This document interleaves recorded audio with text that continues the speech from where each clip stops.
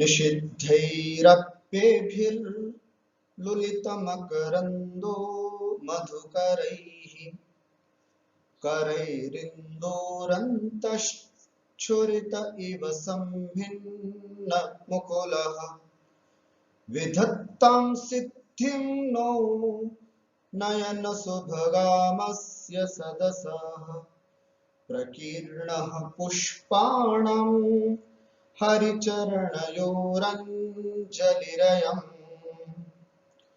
नमस्कारः। वेणीसंहार नाटकस्य अस्यां कक्षायां भवतां समेषां हार्दम् अभिनन्दनं स्वागतम्। यथा वयं जानीमः भट्ट नारायण विरचितम् एतत् वीररस प्रधानं नाटकं वर्तते। अस्मिन् नाटके आहत्य 6 अंकाः विद्यन्ते। तेषु प्रथमाङ्कस्य इदानीं वयम् अध्ययनं कुर्मः। अद्यतनपाठस्य विषयः अस्ति भानुमत्या द्रौपद्याः अपमानम्। भानुमति के द्वारा द्रौपदी का अपमान। ये जो बात है वो चेटी भीमसेन को सुनाती है और उसके बाद क्या क्रिया प्रतिक्रियाएं होती हैं वो सब आज इस कक्षा में हम देखेंगे। जैसा कि आपको विदित है, पिछली कक्षा में भीमसेन पांचाली से मिलने के लिए गए हुए थे। पांचाली आई हुई है। भीमसेन बड़े प्यार से उनसे कुछ बात करने की इच्छा करते, लेकिन पांचाली का मन अत्यंत दुखित है। उसके चेहरे पर कुछ उद्विग्नता है। भीमसेन उसका कारण पूछते हैं तो अभी वह कुछ बोले न बोले उसके पहले ही वो खुद अपने आप को ये कहने लगते हैं कि तुम्हारे ये खुले हुए केश ही सबसे बड़े उद्विग्नता का कारण है और हम सब 5 पांडवों को के होते हुए और वो भी यहाँ स्थित होते हुए भी तुम्हारी ये दशा है, यही सबसे बड़ी उद्विग्नता का कारण हो सकता है। लेकिन द्रौपदी कहती कि नहीं, आज इससे भी बड़ी एक उद्विग्नता का कारण है। वो क्या है वो आज के इस पाठ से हम समझेंगे।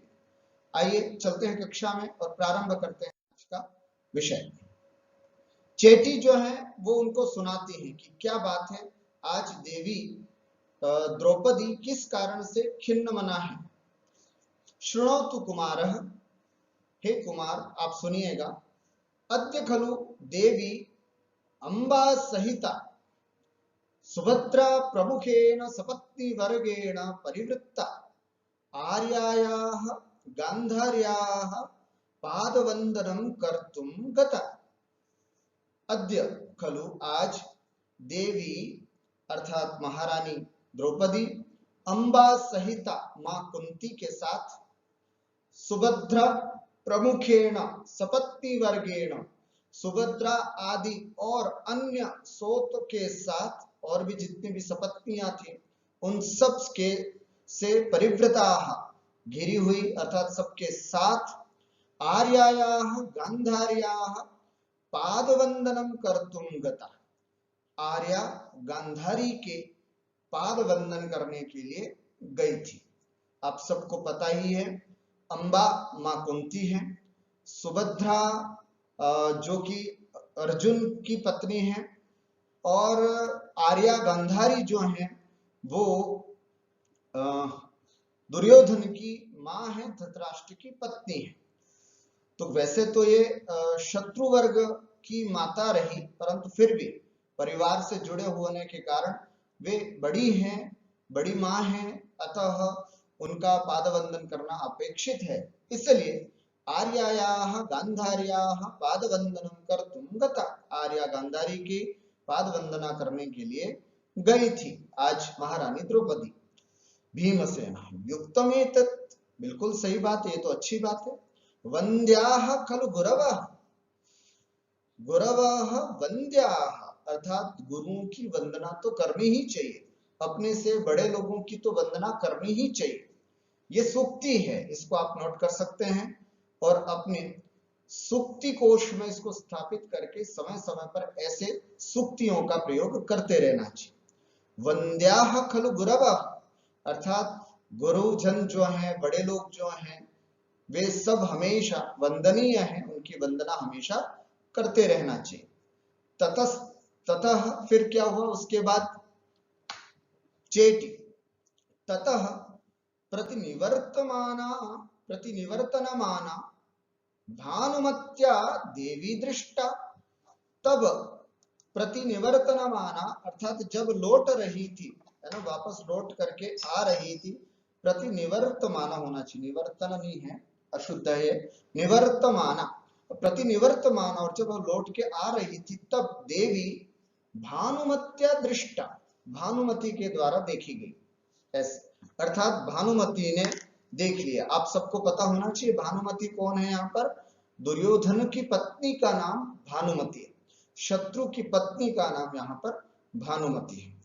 तो चेटी ने कहा कि उसके बाद देवी जैसे ही लौट करके वापस आ रहे थे हम लोग, तब भानुमत्या देवी दृष्टा, भानुमति के द्वारा देवी महारानी द्रौपदी देखी गई, अर्थात भानुमति ने द्रौपदी महारानी को देखा।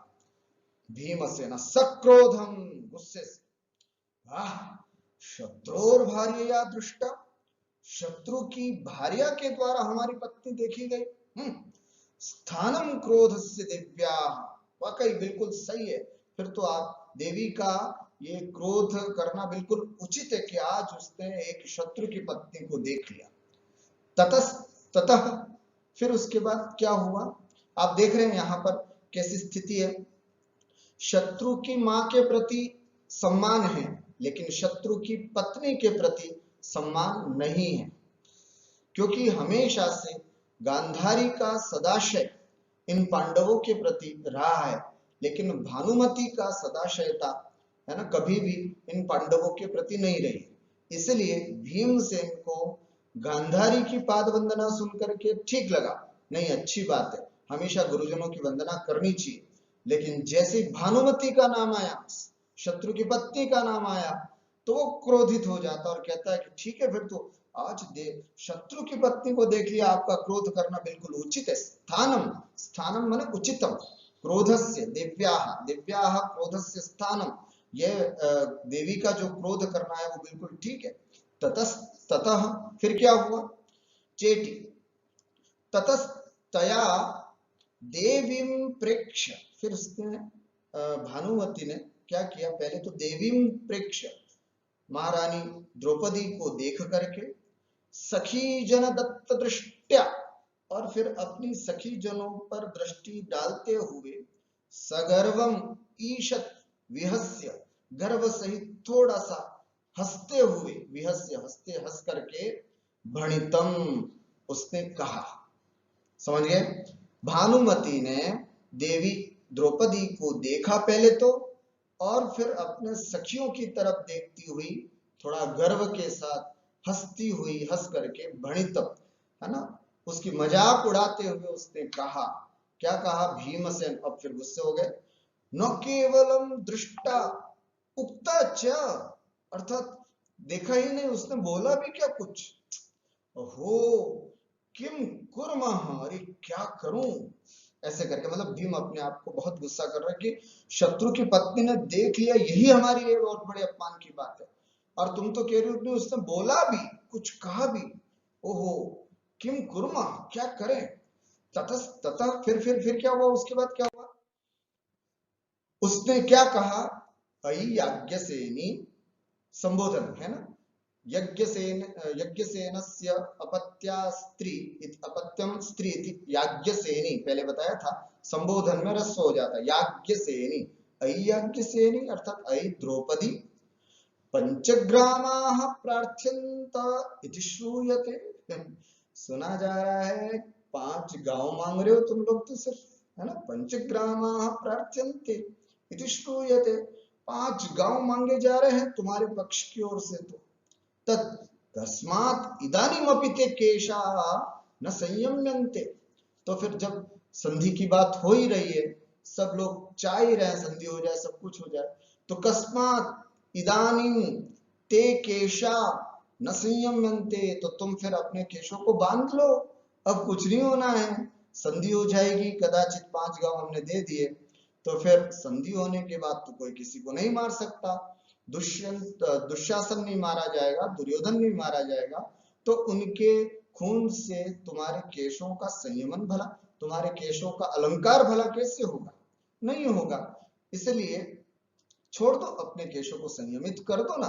किस लिए, तुम्हारी एक तरफ तो तुम्हारी ओर से संधि का प्रस्ताव आ चुका है, अब भी तुम केशों को खुला रख करके घूम रही हो तो बात ठीक नहीं है। केशा किमर्थम न संयम्यन्ते, है ना, किस लिए तुमने अपने केशों को बांधा नहीं है। भीमसेन सहदेव श्रुतम, सहदेव सुना तुमने, कैसी कैसी बातें अपने को सुनना पड़ रही है बड़े भैया के खातिर।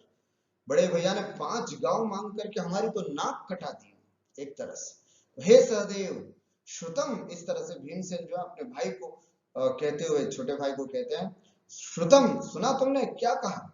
सहदेव आर्य उचितमेव एतत् तस्याः, तस्याः अर्थात उसका, जो भानुमति का इस तरह से बोलना है ना, वो उचित ही है, स्वाभाविक ही है। क्यों, दुर्योधन गलत्रम ही सा, अरे वो दुर्योधन की पत्नी है भाई, तो दुर्योधन की पत्नी है तो वो भी ऐसी ही भाषा बोलेगी, उसमें क्या, इसलिए उसने जो कहा है वो उचित ही है, क्योंकि वो दुर्योधन की पत्नी है। दुर्योधन की पत्नी होने से क्या हुआ, दुष्ट व्यक्ति की पत्नी होने से पत्नी में भी धीरे धीरे दुष्टता आ जाती है।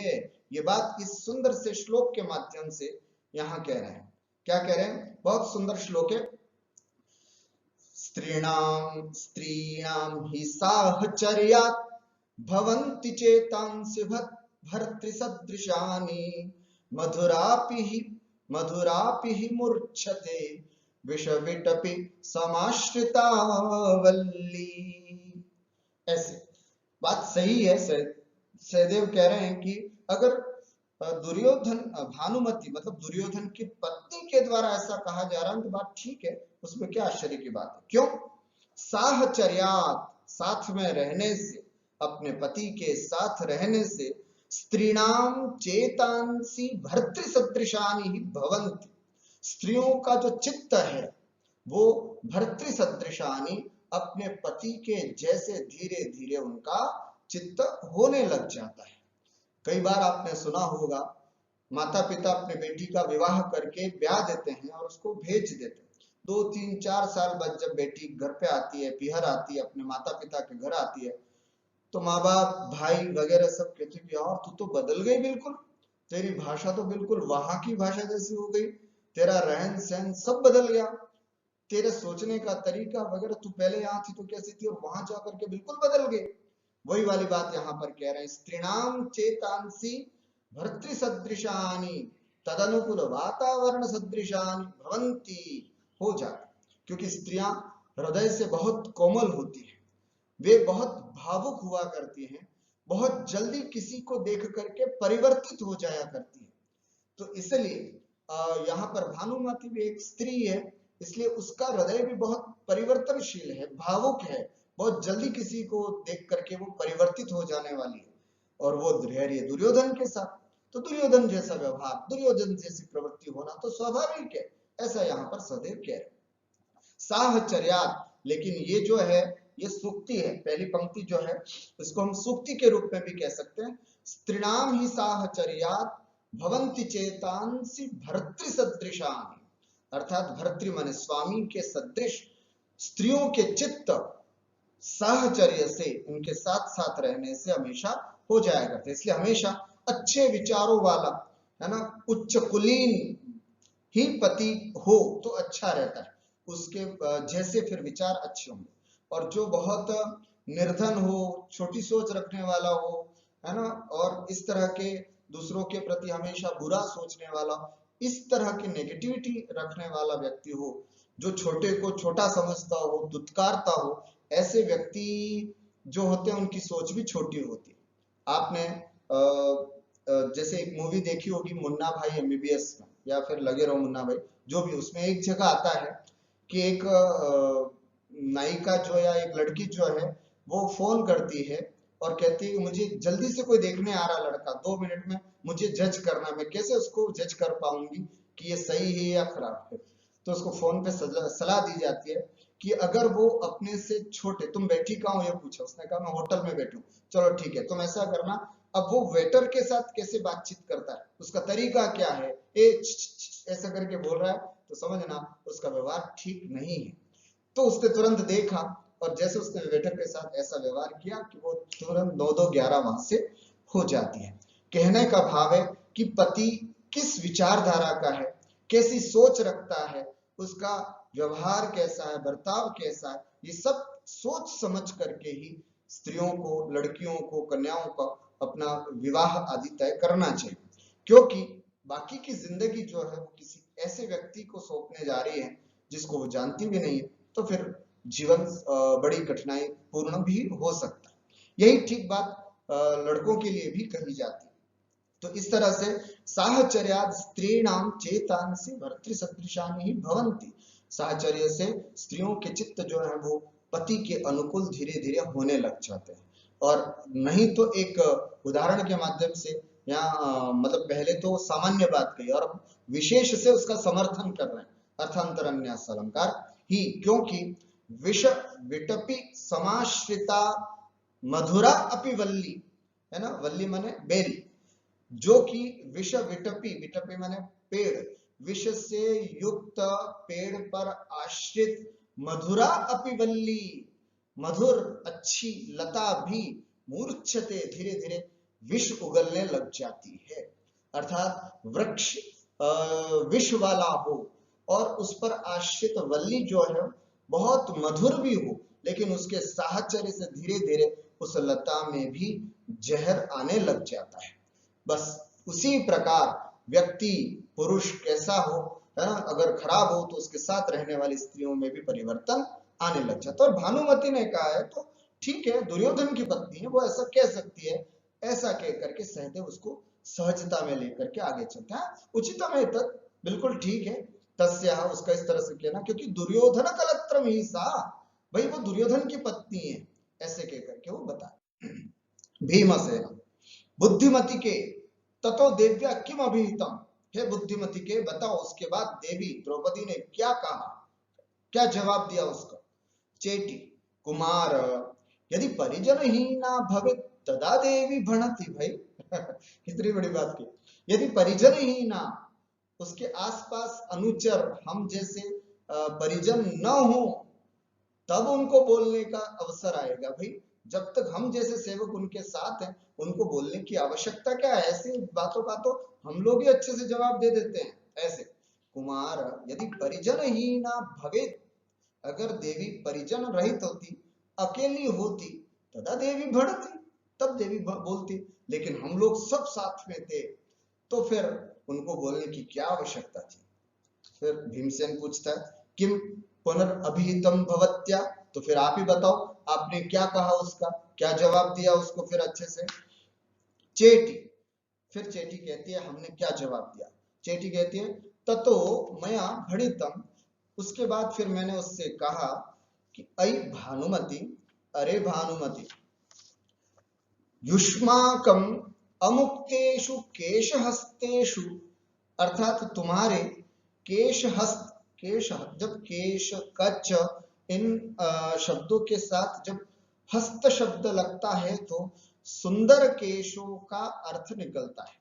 केश हस्त इति सुंदर केश, अच्छे बाल, सुंदर बाल, प्रशस्त, इस या केश समूह ऐसा भी अर्थ निकल करके आता है।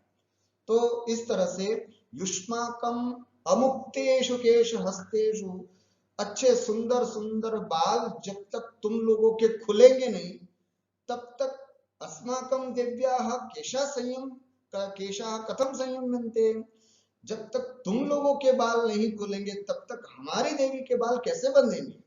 कितनी सुंदर बात, एक लाइन में, और कितनी सारगर्भित बात बोलती, क्योंकि कहते हैं विधवा स्त्री खुले बाल रखा करती है, सधवा होती है वो संयम अपने बालों को सुंदर तरह से रखता है। वो कभी भी आपने देखा होगा मंदिरों में और कुछ भी इस तरह से कभी भी खुले बाल जाने की अनुमति नहीं होती। खुले बाल किसी बड़े लोगों के पास, गुरुजनों के पास नहीं जाया जाता, इसीलिए हमारी भारतीय संस्कृति में पहले तो यहाँ तक घूंघट होता था, फिर कम से कम बाल ढकने की परंपरा स्त्रियों की रहती है। कभी भी कोई बड़ा बैठा हो तो पल्लू नीचे करके नहीं बैठ सकती महिला, ऐसा देखा जाता था अपने अपने परिवार में। अब तो बात बिल्कुल अलग है, लेकिन ये स्थितियां हमने अपनी माँ की, चाची की, सबकी देखी, इस हिसाब से बता रहा हूँ। तो बाल खुले रखना अच्छी बात नहीं होती है। तो यहाँ पर कह रहे कि जब तक तुम लोगों के बाल नहीं खुलेंगे तब तक हमारी देवी के बाल कैसे बंधेंगे, इस तरह की बात उसने कही। ततो मया भणितम अयि भानुमति युष्माकम अमुक्तेषु केश हस्तेषु, तुम्हारे ये केश समूह जब तक मुक्त न हो जाए, कथम अस्माकम दिव्याः केशाः संयम्यन्ते, तब हमारी देवी के केश भला कैसे संयमित हो सकते हैं, ऐसा जवाब उन्होंने वहां पर दिया। भीमसेन सपरितोषम, बड़े खुश होकर के, है ना, संतोष के साथ, साधु बुद्धिमति के साधु, बिल्कुल से, तद अभिहितम यद अस्मत् परिजनोचित, जो हमारे परिजन अर्थात सेवक आदियों के द्वारा कहने योग्य बात थी, वो इस सटीक जवाब तुमने कहा, दिया, बहुत अच्छा लगा, अर्थात तुमने बहुत सुंदर जवाब दिया। अधीरम आसनात् उत्तिष्ठन्, अधीर होकर के, बड़ा व्याकुल होकर के भीमसेन अपने आसन से उठते हुए कहते हैं, भवति पांचाल राजतनय, है ना, भवति पांचाल, भवति इति अत्र संबोधनम, भवति इत्युक्ते आप, है ना, भवान यथा पुरुषः भवति, स्त्रीलिंगे भवति माने आप, और वही संबोधन में भवति इति रस्व, यथा नदी संबोधने नदी, तद्वदेव भवति इति संबोधनम, क्रियापदम नास्ति, भवति इति द्रौपद्याः संबोधन वचनम, भवति आप पांचाल राज तनय, पांचाल राज्य की पुत्री आप, श्रूयताम, अब ध्यान से सुन ले, अचिरेण कालेन, बहुत जल्दी ही, है ना, बहुत जल्दी ही, क्या, है ना, तो फिर एक सुंदर सा पद्य, वीर रस से भरे हुए इस पद्य को बोल करके भीमसेन जो है वो बड़ी सांत्वना देते हैं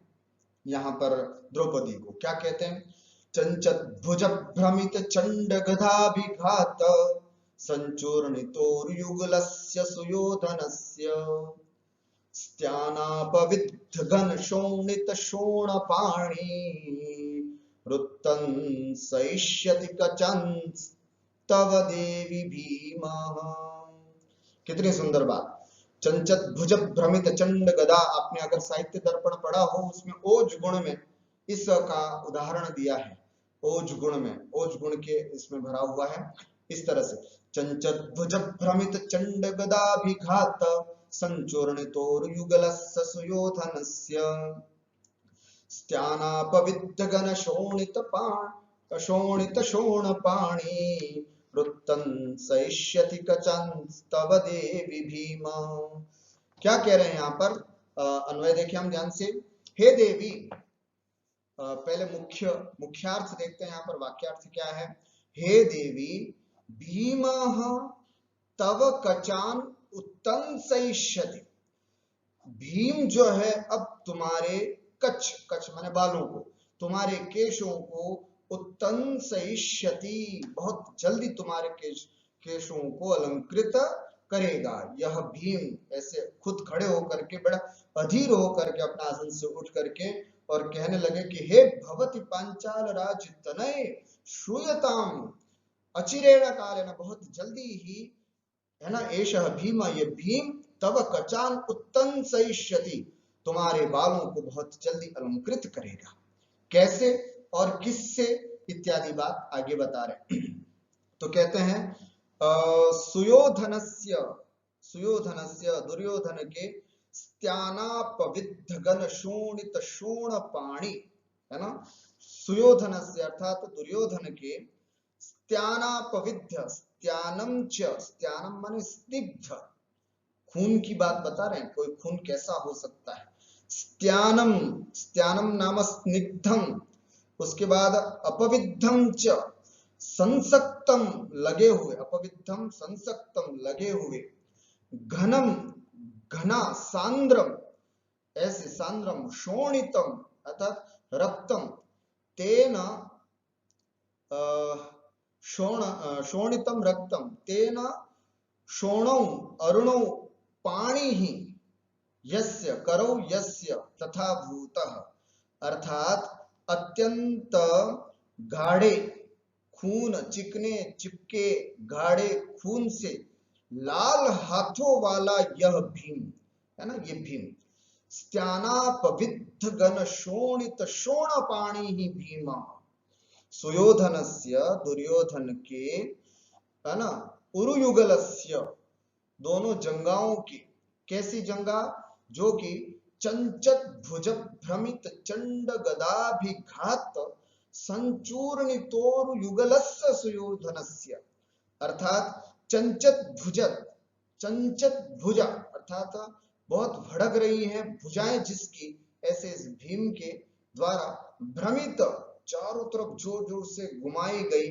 चंड भयंकर गदा, गदा के अभिघात से, मतलब भीमसेन अत्यंत गुस्से से होकर के अपनी गदा को घुमा घुमा कर जैसे उसके गदा के द्वारा अभिघात करेगा तो संचूर्ण, बिल्कुल चुरचुर हो जाएगी, उरुयुगल जिसकी, जंगाएं जिसकी, ऐसे सुयोधनस्य, ऐसे दुर्योधन के स्त्यानम अपविद्धम गणम च शोणितम च तेन शोणौ है ना, नाम अरुणौ, शोण मतलब लाल हो चुके हैं, पानी जिसके अर्थात हाथ जिसके, ऐसा भीम बहुत जल्दी ही तव कचान उत्तन सहिष्यति, तुम्हारे केशों को अलंकृत करेगा, अर्थात हे देवी, यह अत्यंत गुस्से में जाकर के यह भीम बहुत जल्दी दुर्योधन की जंगाओं पर प्रहार करके और उसके खून से संसक्त अपने हाथों को लेकर के आएगा और तुम्हें, तुम्हारे बालों को अलंकृत करेगा, बहुत जल्दी यह भीम तुम्हारे इस प्रतिज्ञा को पूरा करेगा, ऐसी बात यहाँ पर कह करके उनको सांत्वना देता है।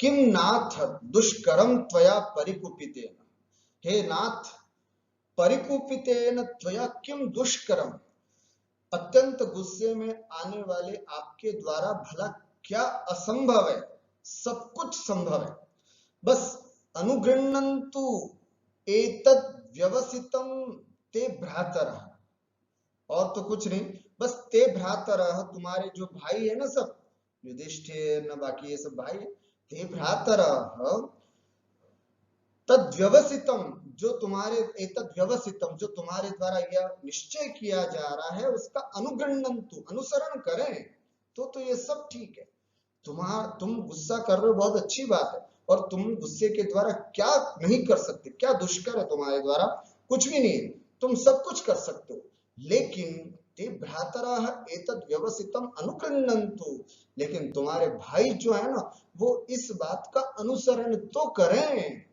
है ना, उसका अनुग्रह मतलब आपकी बात को स्वीकार तो करें, अनुग्रह तो करें तुम्हारे ऊपर, तब ये सब संभव है, अन्यथा तुम अकेले क्या कर सकते हो। इस तरह से सहदेव तुरंत पास में खड़े थे, उसने जैसे कहा तुम्हारे भाई स्वीकार तो करें, तो सहदेव पास में खड़े थे, उन्होंने तत्काल बोला अनुग्रहितम एतदस्माभि, क्यों भाई, हमने तो इसकी अनुमोदना की है, हम तो इसको स्वीकार करते हैं, है ना, हम तो अनुमोदना भी करते हैं, अनुग्रह का मतलब यहाँ पर अनुमोदना लेना है, स्वीकार करना है, जी साहब हम तो 100% हमारा पूरा समर्थन भैया भीम के साथ है, हम तो साथ में है ही, इस तरह से उसने कहा।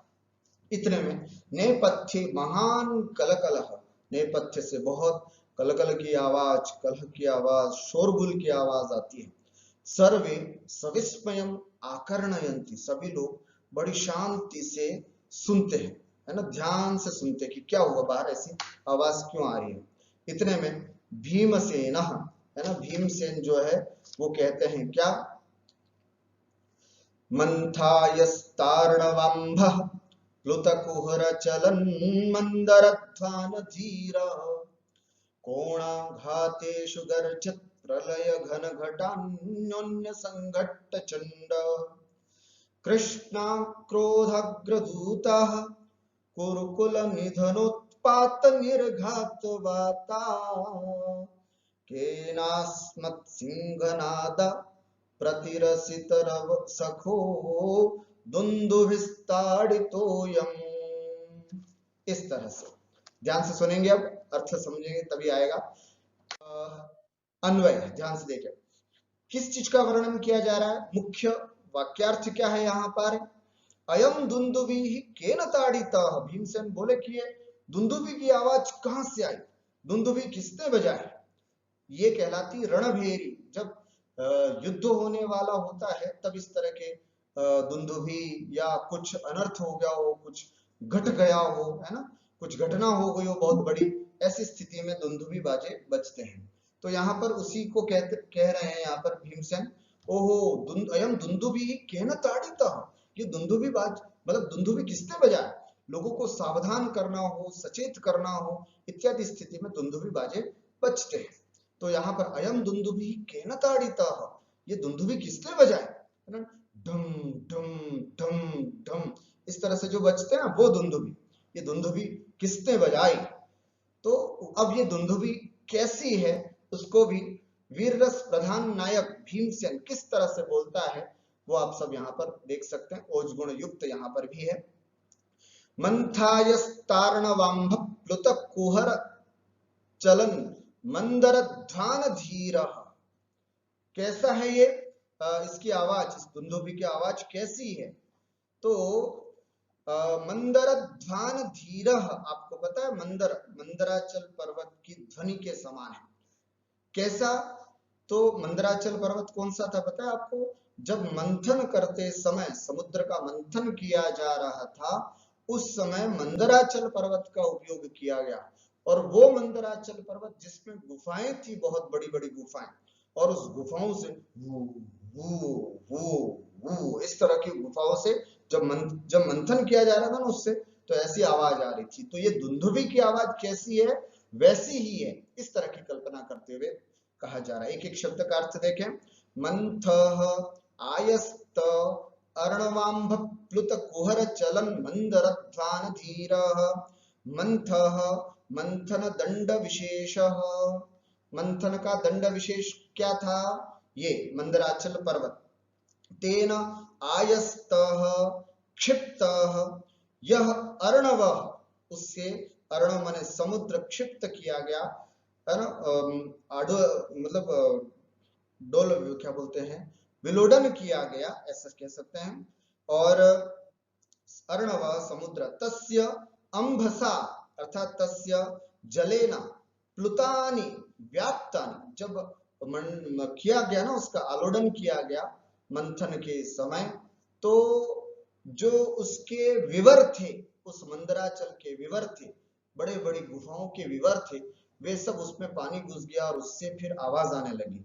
तो इसलिए यहाँ पर कहते हैं प्लुतानि अर्थात व्याप्तानि कुहुराणि छिद्राणि यस्य तादृशः चलन अर्थात ऐसा वह चलता हुआ मंदर, मंदर नामक पर्वत, तस्य ध्वनि ही मंदर ध्वान धीर, ऐसे मंदर पर्वत की, यहाँ पर ध्वान का मतलब क्या, शब्द, मंदर ध्वान धीर अर्थात मंदराचल पर्वत के शब्दों का गंभीर आवाज, ऐसी ये दुंदुभी की आवाज है।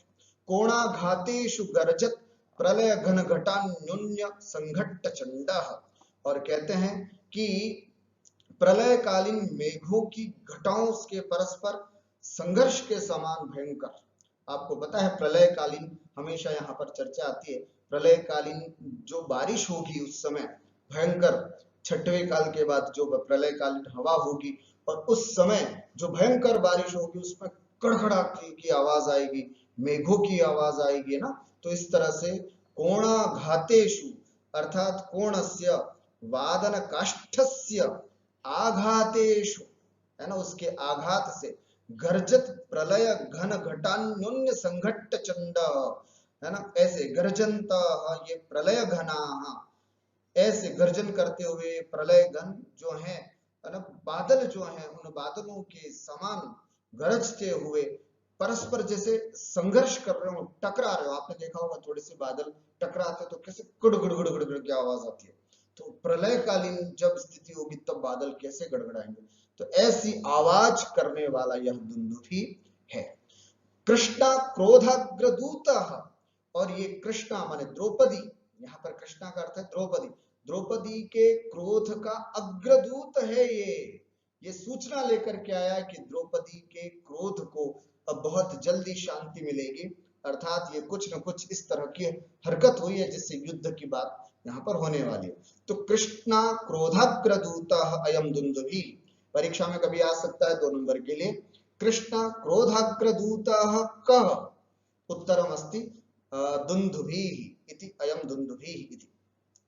कुरुकुल निधनोत्पात निर्घात वाताः, और मानो कुरुवंश को समाप्त करने के लिए, है ना, कुरुवंश को समाप्त करने के लिए बने प्रचंड वायु के समान, है ना, प्रचंड हवा के समान, अस्मत् सिंहनाद प्रतिरसित सखः, और हमारे सिंहनाद की एकदम प्रतिरसित ध्वनि अर्थात प्रतिध्वनि के सखा माने मित्र, अयम दुंदुभि केन ताड़ितः, ऐसी ये दुंदुभि भला किसने बजाई, ऐसा भीमसेन ने पूछा। प्रविश्य संभ्रांतः, इतने में कोई घबराया हुआ सैनिक अंदर प्रवेश करता है और वो कहता है, कंचुकी, है ना, वो कंचुकी है, कहता है, कुमार एष खलु भगवान वासुदेव, अरे भगवान यह हमारे भगवान वासुदेव कृष्ण हैं। ऐसे सर्वे कृतांजलयः समुत्तिष्ठन्ति, सभी हाथ जोड़ करके खड़े हो जाते हैं। और भीमसेन पूछता है, क्व असौ भगवान, कहाँ है हमारे भगवान, कहाँ है भगवान कृष्ण, ससंभ्रमम, है ना, घबरा करके खड़े हो जाते हैं। उसने कहा ना एष खलु भगवान वसुदेव, तो उसने कहा कहाँ है भाई भगवान वसुदेव, ऐसे करके वो खड़े हो जाते हैं कृतांजलि होकर के। कंचुकी पांडव पक्षपातामर्षितेन सुयोधनेन संयंतुम आरब्धः, पांडव पक्षपातामर्षितेन, पांडव के पक्षपाती होने के ईर्ष्या से युक्त दुर्योधनेन, है ना, पांडवों का पक्ष ले रहे थे भगवान श्री कृष्ण, तो भगवान श्री कृष्ण के से आमर्ष युक्त होकर के, आमर्षितेन अर्थात उनके ऊपर गुस्सा करते हुए दुर्योधन ने उनको बांधने की कोशिश की। हुआ क्या, आप सबको पता ही होगा इसकी कथा, कि 5 गांवों की बात लेकर के, प्रस्ताव लेकर के जब गए थे भगवान श्री कृष्ण, तो सामने वाले दुर्योधन ने ये कहा कि सुई की नोक के बराबर भी उनको मैं कुछ भी जमीन नहीं दूंगा। तो इस बात को लेकर के फिर कृष्ण ने और समझाया, तो उन्होंने कृष्ण का अपमान किया और फिर कृष्ण को ही बांधना चाहा। फिर क्या हुआ, कृष्ण को प्रारंभ बांधने की कोशिश की, अर्थात कृष्ण का ही अपमान करने की कोशिश की इन लोगों ने। तो पांडव पक्षपातामर्षितेन सुयोधनेन, अर्थात पांडवों का पक्ष लेने के कारण क्रोधित दुर्योधन ने उनको बांधने की कोशिश की भगवान वासुदेव को। सर्वे संभ्रमम नाटयन्ति, सब लोग आश्चर्यचकित होकर है, भगवान वासुदेव को बांधने की कोशिश की दुर्योधन ने, मूर्ख ने। ऐसे भीमसेन किम संयतः, क्या बांध दिया उनको, ऐसे मतलब भीम तो तैयार था, कोई को बहाना चाहिए था उसको तो, कि किसी तरह से युद्ध कर ले और जा करके बस उसको मार करके आए। किम संयतः, क्या बांध दिया क्या, कंचुकी नहीं नहीं, संयंतुम आरब्धः, अरे बांधने की कोशिश की थी उन्होंने, प्रारंभ किया था भीमसेन। अथ किम कृतम देवेन, फिर देव ने क्या किया, कंचुकी ततः स महात्मा दर्शित विश्वरूप तेज संपात मूर्छितम अवधूय कुरुकुलम अस्मच्छिविर सन्निवेशम अनुप्राप्तः कुमारम अविलंबितम द्रष्टुमिच्छन्ति। ततः उसके बाद स महात्मा भगवान श्री कृष्ण ने दर्शित विश्वरूप तेज, अपना विश्वरूप और दिखाया, जिसके तेज से संपात गिरे हुए मूर्छित हो गए, है ना, मूर्छित हो गए कौन, कुरुकुलम, है ना, अर्थात कुरुकुल पूरा उनके विशाल रूप को देख करके और उनके तेज के आगे सब गिर गए, मूर्छित हो गए। ऐसे तिरस्कार को प्राप्त करके भगवान अस्मत् छिविर सन्निवेशम अनुप्राप्त, तत्काल वहां सब छोड़ करके हमारे भगवान श्री कृष्ण हमारे शिविर की ओर लौट आए। कुमारम अविलंबितम द्रष्टुम इच्छन्ति, अब बहुत जल्दी आप सबको देखना चाहते हैं, इसलिए सभी 5 पांडव जल्दी से चलें और तत्काल एक मीटिंग बुलाई है उन्होंने, आप सबको देखना चाहते हैं। कुमारम अविलंबितम द्रष्टुम इच्छन्ति, अर्थात कुमार को बहुत जल्दी वो देखना चाहते हैं आप भीमसेन सोपहासम, उपहास करते हुए कहते हैं, किम नाम दुरात्मा सुयोधनो भगवंतम संयंतुम इच्छति। क्या ये दुरात्मा, क्या दुष्टता है, कितना मूर्ख है ये दुर्योधन, तो भगवान को बांधने के लिए चला। बताओ, भगवान श्री कृष्ण को संयंतुम इच्छति, बताओ भगवान श्री कृष्ण को बांधने की इच्छा करता है, कहां गई इसकी बुद्धि। आकाश दत्तृष्टि, आकाश की तरफ देखते हुए कहता है, आह दुरात्मन कुरुकुल पांसुला, है ना, अर्थात ये दुष्ट कुरुवंश के कलंक, है ना, पांसुला माने कलंक, कुरुकुल पांसुला कुरुवंश के कलंक, एवं अतिक्रांत मर्यादे त्वयि निमित्त मात्रेण पांडव क्रोधेन भवितव्यम। एवं अतिक्रांत मर्यादे, इस प्रकार से तुमने जो ये मर्यादा का उल्लंघन किया है, इससे त्वयि निमित्त मात्रेण, अर्थात तुम्हारे इस निमित्त मात्र रह जाएगा। पांडवों का क्रोध तो निमित्त मात्र रह जाएगा, मतलब पांडव के क्रोध के कारण ये हुआ ये तो सब ठीक है, तुमने अपनी मर्यादा का उल्लंघन करके भगवान श्री कृष्ण को बांधने की कोशिश की है, यही सबसे बड़ा पांडवों के क्रोध का कारण बनेगा। इस तरह से अब यही सबसे बड़ा युद्ध का कारण बनेगा। सहदेव आर्य किम असौ दुरात्मा सुयोधन हतको वासुदेवमपि भगवंतम स्वेन रूपेण न जानति। हे आर्य, किम असौ दुरात्मा, वह दुरात्मा जो है वो सुयोधन हतक, है ना, अर्थात उसकी अच्छी बुद्धि को मार देने वाला, या अपनी मतलब हत बुद्धि जिसकी हो चुकी है, ऐसा वासुदेवम अपि भगवंतम स्वेन रूपेण न जानति। क्या भगवान वासुदेव को अपने वास्तविक रूप में नहीं जानता है क्या? वो क्या उनको एक सामान्य इंसान मान रहा है? वो भगवान को, श्री कृष्ण को वो एक सामान्य इंसान मान रहा है? कैसा विमूढ़ व्यक्ति है फिर तो वो। ऐसे भीमसेन वत्स मूढ़ खलु अयम दुरात्मा कथम जानातु। अरे भाई, ये मूर्ख है, और मूर्ख कभी भी भगवत्ता की प्राप्ति नहीं कर सकते, मूर्ख कभी भी भेद विज्ञान नहीं कर सकते, मूर्ख कभी बड़ों का विनय नहीं कर सकते, नहीं करते। वत्स मूढ़ खलु अयम, हे नकुल, हरे हे सदेव, अयम मूढ़, ये तो मूर्ख है, दुरात्मा। कथम जाना तू, कैसे जाने, पश्य, है ना, ऐसा कह करके एक सुंदर सी बात यहाँ पर श्लोक के माध्यम से कह रहे हैं।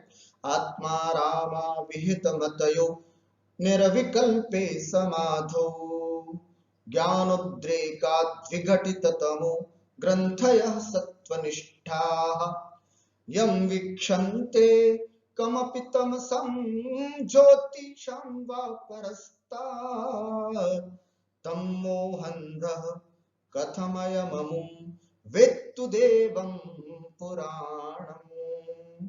मंदाक्रांत आत्मा रामाः, ध्यान से सुनना, आत्मा में रमण करने वाले, है ना, आत्मा रामा, आत्मा एव आरामा, आराम, आराम माने उद्यानम, येषाम तादृशाः आत्मा रामाः, ऐसे आत्मा रामाः निर्विकल्पे समाधौ, निर्विकल्प समाधि में, अर्थात आत्मानंद या आत्मा में रमण करने वाले, आत्मा को जानने वाले, निर्विकल्प समाधि में विहित मतयः, अपनी बुद्धि को जिन्होंने स्थिर कर दिया है, विहित मतयः, अपनी बुद्धि को जिन्होंने लगा दिया है, ऐसे ज्ञानोद्रेकात्, ज्ञान के उद्रेक से, ज्ञान की अधिकता से ही, और विघटित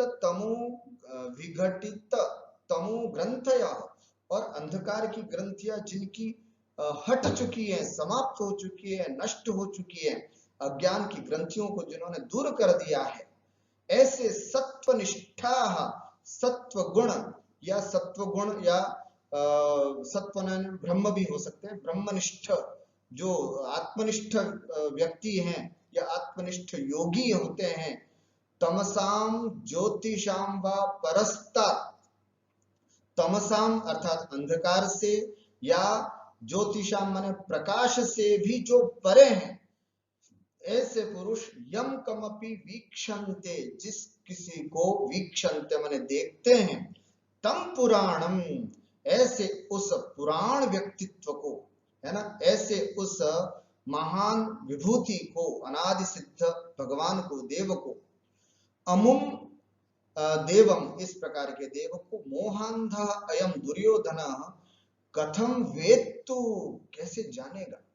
अर्थात ये वो व्यक्तित्व है भगवान श्री कृष्ण जिसको जानने के लिए ऐसी स्थिति हो तो जान सकते हैं, है ना। ऐसे योगी लोग ही जिसको कुछ लोग जान सकते हैं, जो आत्मा में निष्ठ है, निर्विकल्प समाधि में लीन है, ज्ञान का आधिक्य है, अंधकार मतलब विघटित तमो ग्रंथयः, तम प्रवृत्ति, अंधकार प्रवृत्ति, अज्ञान प्रवृत्ति नष्ट हो चुकी है और अपने सत्व ब्रह्म में जो लीन है, ऐसे तमसाम ज्योतिषाम व परस्ता, और जो अंधकार और प्रकाश से बिल्कुल परे हैं, ऐसे यम जिस व्यक्ति को, कमपि जिस किसी व्यक्तित्व को, वीक्षन्ते ये लोग जो देखते हैं, तम पुराणम अमुम देवम उस प्राचीन, है ना, अनादिकालीन सिद्ध अमुम देवम इस देव को, मोहांधः अयम कथम वेत्तु, मोह से लीन यह दुर्योधन भला कैसे देख पाएगा।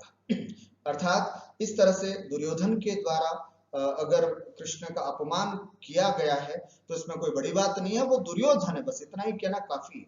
दुर्योधन वो है जो मूर्खता की पराकाष्ठा है, अभिमान की उत्कृष्टता है, ये सब चीजें दुर्गुण जिसके अंदर भरे हुए हैं वो दुर्योधन है। और ऐसा दुष्ट या ऐसे पापी लोग कभी भी भगवान का दर्शन नहीं कर सकते, इसलिए वो ऐसा दुर्योधन जो ऐसे व्यक्तित्व को, क्योंकि ऐसे व्यक्तित्व को जानने के लिए ऐसा होना पड़ता है, आत्मनिष्ठ होना पड़ता है, ज्ञानी होना पड़ता है ना। ऐसा हो तब कोई व्यक्ति भगवान श्री कृष्ण को जान पाता है, समझ पाता है और उनके दिव्य स्वरूप को देख पाता है।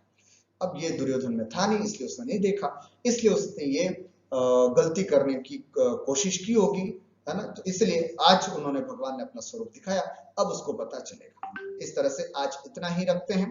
अब आगे 2-3 श्लोक, 4 श्लोक और हैं, इसके माध्यम से हमारा प्रथम ये अंक जो है वो समाप्त हो जाएगा।